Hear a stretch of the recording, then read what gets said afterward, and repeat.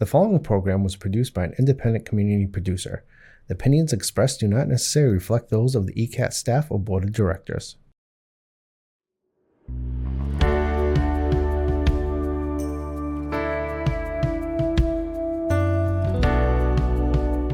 Giving a voice to the voiceless, pulling stories out of the shadows and putting them under the spotlight, making sure that each person is valued and cared for. This is Humanity First with Peter Invites, presented by BAMSI. Hi everybody, and welcome to Humanity First. My name is Peter Invites, and for anybody who watches the show, you might be seeing a little bit of a different background today. So that is because we are rolling out our town hall virtual meeting where every month or so we're going to focus on a particular issue, and anybody who watches the shows knows that we take a lot of issues that are affecting local residents in and around Brockton, and issues that are oftentimes social issues, health issues, mental health issues. But in some ways, our health begins with our home, our housing, the roof that is over our head. And so today, we're going to focus on affordable housing. This is something that almost everybody in the Commonwealth is talking about at the moment. So we thought it would be a good idea to get somebody in who knows a lot over a few decades about this issue, and some people may well recognize our guest today. It is the Executive Director of Brockton Housing Authority, Tom Thibault, but also a member, I think, of the Housing Board in Easton as well. Welcome, Tom. Well, thank you very much, Peter. Good afternoon. And thank you so much for coming. So Tom and I are going to take some questions from a virtual audience via Zoom today, which is the thing that's a little bit different. In addition to questions that were emailed in, and we're going to put those into the chat, and that's going to be moderated by also a frequent contributor to the show, Chris Ryan, who is in the background making all of this happen. So thank you for that, Chris. But first I wanted to talk really about defining, the nature and the causes of affordable housing crunch in the Commonwealth. It is something that is on everybody's mind. And I guess, Tom, it begins with the question, how did we get here? How did we get to a place where, and we'll talk about some statistics in a minute, where a lot of people are struggling in the Commonwealth with finding a roof over their head, whether that be owning a home or renting a home. How do we get to this point? Because we look at Massachusetts as a state which is pretty well ahead of issues of social justice, and yet we find ourselves in this position. Well, thank you, Peter. There's many things behind that. One thing about Massachusetts is we're very wealthy. A lot of that wealth comes from real estate. That means it's very expensive. And we have seen that the value of real estate far outpace the incomes of hardworking, especially blue collar and middle income people. Mm-hmm. So the last 5 years, you've seen the property values going up. And by the way, this problem existed before then, mm-hmm. which is squeezing a lot of people out of the housing market, and they're going into the apartment market. That's meaning that you have more demand. The price for apartments is going up, and therefore people with moderate and low incomes can't afford that. In the best of times, we've only helped 25% of the people who qualify for affordable housing. Wait, because that is so important. Can we just go over that figure again? Because that is astonishing. It is. Most people who apply, who need the assistance, never get it. They double up, they sleep on couches, they sleep in substandard housing. They find a way to get by a number. Right now we're seeing more and more families go to the streets. Right. It's just that desperate. Right. So it's worse now than it's ever been. Yeah. I look at my children. I have some children, they went to school, they graduated, they're professionals, they're doing well. They can't afford to buy a house now, so they're in apartments. Yeah. And they're paying ungodly amounts of money for those apartments. Yeah. And therefore, again, the landlords are doing very well. People with working class, blue collar. My mom and dad were blue collar people. My mom stayed home. My father was a police officer. They could afford a home. Yeah. My uncle was a milkman. His wife was a stay-at-home mom. They could afford a home. Yeah. That doesn't exist today. Can't happen now, right? Correct. And so, one of the things that I was thinking, Tom, before I started researching this, and we'll talk about the numbers, is that in 2020 there was a report that found that Brockton was a unaffordable housing area. And I always thought, because I've worked in Brockton on and off since 1990, and I always thought this is a gateway city. This is where people can come. We look at new Americans coming in here. We look at people who perhaps couldn't afford to live in other places like Boston, like maybe Providence, who have always thought this is somewhere where I can start a family and start a new life, especially for those people who are new Americans. In the same year, 2020, the average cost of a house in Brockton, I think, was about $320,000. Now, 2024, it's $420,000. Does that put that absolutely out the range of a significant number of people? And at the same time, 30% of the people who are living in Brockton are burdened in their housing. That means that they're spending more than 30% of their income on their housing. And if you think about that with low-income people, that is a massive amount of money to put a roof over your head before you put a plate of food on the table. Sure. So I would say the city of Brockton is still relatively affordable in the world that we're in, Right. but it's unaffordable for so many people. It was always an affordable place because we had the multifamily 3-decker that were factory workers' apartments, and so people came in, they lived there. We also had, during the 50s, 60s, and 70s, Campanelli, the company came in and built these slab homes for anywhere from $10,000 to $15,000. You had a 3-bedroom house. Those are now selling for over $500,000. Amazing. So they were starter homes. They're now places that people are desperate to buy. So it's a supply and demand issue. You also have the fact that so many communities do not want densely populated building. They don't want it. And we will never be able to get out of this situation unless zoning changes and we are allowed to. Brockton has, I think it's 27 square miles. It can only house so many people, so it will have to go into Easton, into East Bridgewater, into West Bridgewater. And for those people, they bought in those communities because they were rural. And they don't want to see that change. But it has to if we're going to house people. And we see all sorts of things going on at the moment. Marblehead, I think Needham, and a couple of other towns have actually voted against complying with state regulations around transportation and affordable housing. I don't know what that is, but maybe that's a reflection of how we've lost a sort of collective sort of belief that everybody deserves a home here. We seem to have moved away from that. And then that puts more pressure, right, on places like Brockton who are committed, and we have a mayor who is committed to affordable housing. We also have a governor, right, who's passed some significant legislation, and we're going to get to questions in a minute. But is that helping the additional affordable housing, the efforts from the state to make it more equitable and just? It absolutely is. The governor and Secretary Augustus have done a great job at coming out and educating communities. I don't think that most people are thinking to the depth that you or I might, because they're not working in that industry, and working with lower income families. They are seeing that if something changes in their community, it could devalue their property. It could also take away what they have come to for their style of living. But if you ask them in the way you did, do you think other people deserve a place to live? Do you think that we have to look at the community and have a place for your children to live and their children to live? They'd answer yes. But just don't do it near me. Don't take away from me.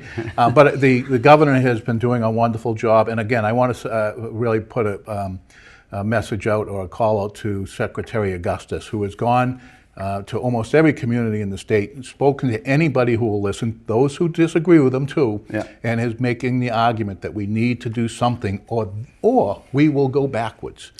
When you have people who are coming out of college, who are going to Harvard, MIT, UMass, all these colleges we have, and they're saying, well, I'm not going to live in Massachusetts. I'm going to go someplace else where I can afford a house. So you have this brain drain, this talent drain. They understand that. So, you know, I think President Kennedy said all boats rise with a rising tide. That's what we have to do. If we don't, then we will go backwards. You know, it's interesting because I have 3 kids.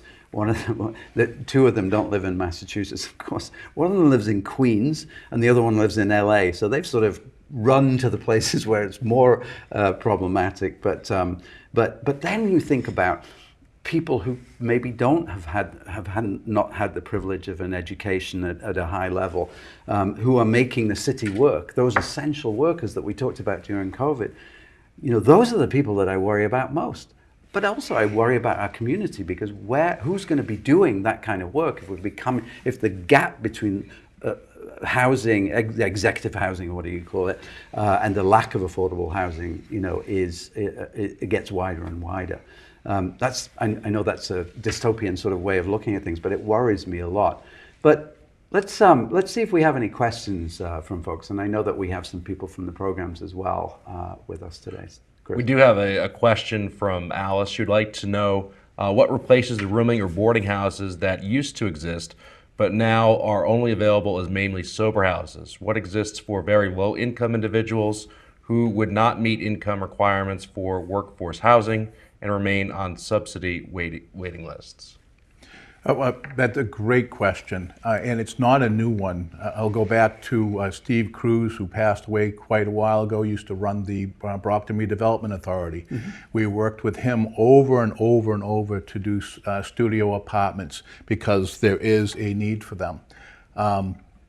Zoning is an issue. Communities do not want them. They see them as sober houses. They see them as problematic areas, transient areas. In the past, there have been places where school teachers have lived, single women. Eloise's on Warren Avenue in Brockton has always been known as one. So that it is a solution to a certain problem. Again, most communities won't allow them.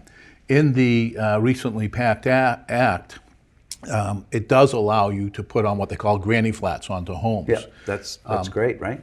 That's great. Lots of pushback on that. Yep. Again, it's sort of in the same area, taking one unit and adding more capacity to that unit and getting more density on that piece of property. Whether it's an acre in Easton or a quarter of acre in Brockton, you're adding more capacity there. But again, it's something that I do see as a solution. I think that if you see around the world, there are a lot of tiny house solutions. Yeah. That has to come. That's basically what the Campanelli homes were at the time. Yeah. Single-family slab homes that were beautiful places to live. Yeah. And again, we have to take a look. And that's where a lot of the legislation in the Act is about zoning, about communities allowing these solutions to be implemented in their communities. Yeah. I think just going, as we were talking about that, we think about housing first solutions, for instance, and for folks that don't know that, it's the idea of taking people who are in who are in early recovery or are not in recovery from substance use, from mental health issues, and placing them regardless of what stage of treatment those folks are in. We've had a lot of success in that, right, across the country in terms of placing and giving people shelter. I do have some concerns about that sometimes, because we don't necessarily encourage enough, in my opinion, people to sort of get on the recovery sort of train, the bandwagon. Mm-hmm. But some of those programs are massively expensive, but they make a big difference for those people who are chronically unhoused, right? Yes, they do, and we've worked with many of them. I would say one of the problems is the financing does, the funding for it does run out, and therefore you have a person who's living in a place who isn't quite ready for it, and that was taken away. But it does work. Yeah. And there's and I can't remember who the doctor is, who has called housing a vaccination. It's a vaccination against so many mental health issues and physical health issues. Imagine trying to deal with anything in your life if you had no place to lay your things and no place to go at night. Yeah. You're not going to be able to educate your children. You're not going to be able to take care of yourself medically. Yeah. And if you do have any mental health issues or substance abuse issues, I can't imagine going to sleep underneath a bridge and saying, well, I shouldn't drink tonight because that's the worst thing that's going to happen tonight. That's right. That's right. It's so well put. I remember seeing a billboard in the UK that actually said, where do the homeless people keep their meds? And it's one of those questions that just is so pertinent because we're not dealing with people who are healthy, are we? In these situations with people who are struggling with the disease of addiction and mental health. I think we have another question. Samantha asks, are there more people moving into or leaving Brockton? There are more people coming into Brockton. Again, Brockton is affordable by today's standards. New Bedford is more affordable. Taunton is getting a little more expensive, Fall River, but it's growing out from Boston. And I want to so if I'm living in Boston and I own a 3-family there, and I now sell it for $1.7 million, and I come to Brockton and I see this 3-family that was 5 years ago selling for $500,000, and they're asking $800,000, well, that's a great deal for me. Yeah. And so we have seen an extreme increase in the multifamilies. But we do have people coming from Boston who are used to paying $2,500, $3,000, $3,500 a month. And so the $2,400 they're paying here, it seems cheap. Yeah. For the people in Brockton, that $2,400 seems like a astronomical amount, which to me it is. Yeah. Yeah. I mean, I think, the 3-decker I came to America in 1990 and moved straight into a triple-decker in Somerville, and I loved it, and it was cheap, and it was my first sort of rung on the ladder of renting that allowed me to save money to buy a house for about $90,000 in Somerville, which is now worth $1.something million. I don't own that house anymore. Right. But that's a great illustration of how more difficult that is for somebody who's coming into our communities. Chris, did you have another question? We do. Michael asks about what are the easiest solutions to this, and is there a chance it doesn't get better?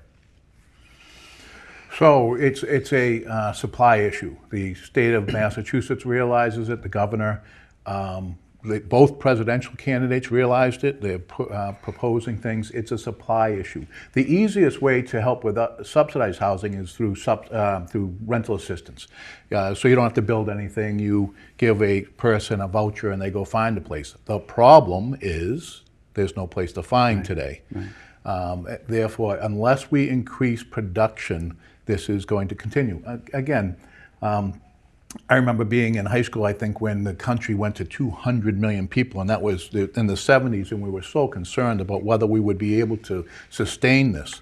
We're at 340 million today, and we are just not keeping up with housing production. And it's so expensive. The land is expensive, the materials are expensive, so we have to figure a way out, and that might be subsidizing the building of properties that are sold to people, which has been done right through the veterans programs in the 50s, which was a real solution. Yeah. So it's building. We will build our way out of this. It will help everybody. By the way, there's also this interest rate. This is and the governor recognizes this. So I have that house I bought for $100,000. It's now worth $1 million. I don't need it anymore. I've retired. My kids are all gone. But I don't want to sell it because I'm going to have this huge capital gains. And I also, if I buy something else, I'm going to borrow at a month. I mean, so a lot of people are trapped in these bigger houses. Shouldn't call it trapped, but they are staying there. Not moving. They're not turning them over. That's right. And for generations and generations, that has been the answer to this, right? People downsize, and families grow into their houses, and they downsize, and new families come in. It's a great example of how our social policy isn't quite meeting the needs of a population that's changing all of the time, and it is changing in terms of new Americans as well, coming into our to our communities as well. Chris, another question. Alice asks, can you comment on subsidies as an entitlement for anyone who meets income requirements? So the subsidies that now remember, I represent the Brockton Housing Authority. We primarily assist very low-income people. That's people who make below 30% of the area mean income. By the way, if they're not elderly or disabled, they're working. The vast majority of the people they're working in these jobs, making $15, $20, $22 an hour. It's not enough to even rent an apartment. So we charge rent based upon income. It's 30% of their adjusted income. It can be anywhere from someone who is on the minimum SSDI paying $150 a month to many people who are paying $1,200, $1,300, $1,400 a month with us. Again, $1,000 less than the market. The real tragedy is, and I started back in 1990 in admissions, is we don't help 75% of the people who walk through the door. Imagine applying for Social Security and they said, well, we're only going to help 25% of the people who retire because we don't have enough money for the other 75%. Well, this is not an entitlement. It is a program that you qualify for, and if there is enough funding, you get the assistance. We have been informed in 2025 that there will be cuts to these programs. We've been, in fact, almost daily I get notices on how to tighten your belt.